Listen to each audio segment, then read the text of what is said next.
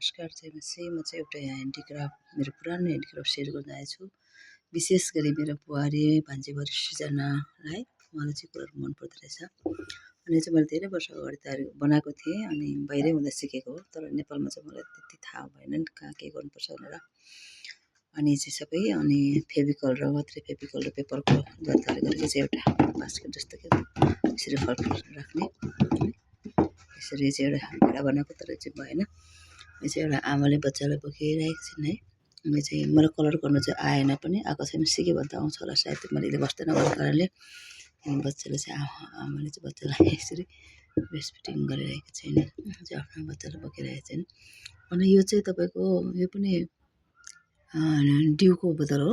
अनि यसमा चाहिँ त्यही सामानले चाहिँ तार गरेर मैले चाहिँ पित्तल कलरको कलर गरेको हेर्नुहोस् न, कति राम्रो देखेको छ है। धन्यवाद साथीहरू, हेरिदिनु भएको लागि। By by.